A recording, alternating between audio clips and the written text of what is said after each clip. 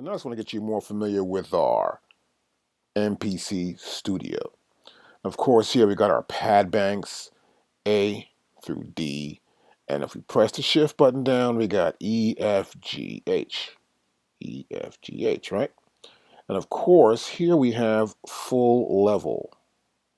And if I hit the full level button there, what happens is that if I hit a pad, it's the max. If I turn full level off, I can tap it and get varying velocities. Now next we have 16 level. I'll click on 16 level. And here I kind of have 16 level. And it's based on, this is active, it's on, as you can see here. It's on or off. It's based on the type. And one parameter can be velocity. So each pad has one velocity step up. This will be the softest, and this will be the loudest, right? And of course, we see the pad right here. And I can choose a different pad if I want to for the different sound. Right? And I can change my type too. Change my type to tuning. And pad 4 will be the original.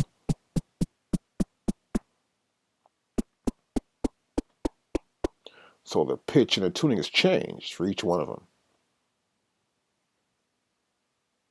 We also have filter.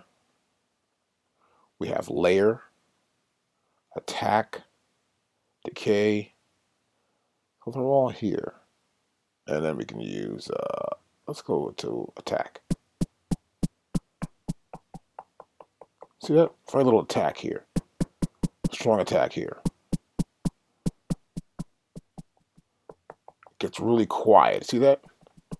So the strongest attack is the first one. You have decay. Now you can't really hear much there, but we have to have a sound that can sustain a little bit and then decay. The next button I want to check out is my pad assign. So I'll select pad assign, and we have this window right here. Now what we can do here, we can assign samples to any pad. So for example, that's a cymbal sound, right? Now if I turn this data wheel, I can select a sound that's in my sound bank, right? You can see that right there. You notice too here that it's blinking on top. So this means that I can take this scroll for the Q link and scroll right over to there and do the same thing here. See that? And change the sound. Or I can do it from right here and change my sound and go right back to that same sound or go to the next sound, as you can see right there. And it's pretty simple. Now you also notice if I press play that you see these pads light up, and they're lighting up based on the velocity. And this is my velocity button right here, right? It's showing me the velocity for each one of these pads. Now if I go here and I select that and I play it back, we don't see the velocities anymore. But what I can do, I can set up colors for each one of these pads by using red, yellow, green, and orange. These f-stop keys, which is F2, F3, F4, and F5. So for example, kick drums here. So kick drum there, a kick drum here, and then there's one here and one there, right?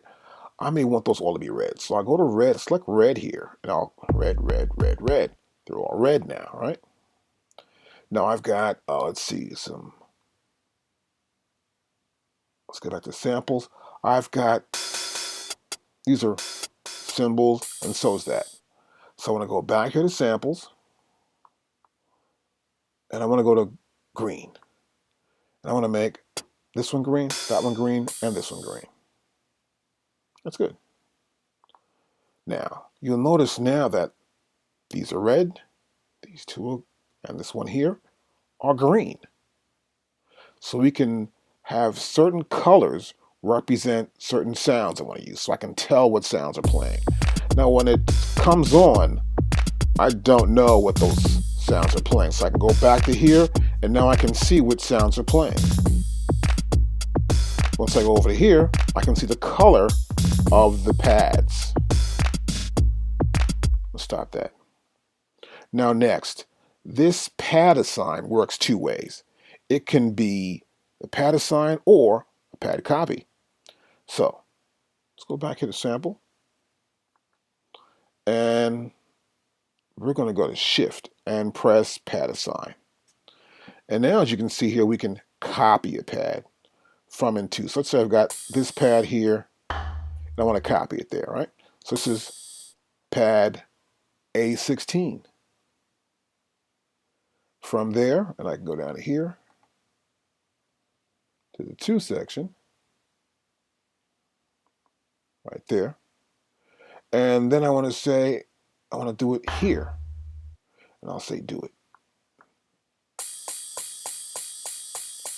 So I've copied one to here.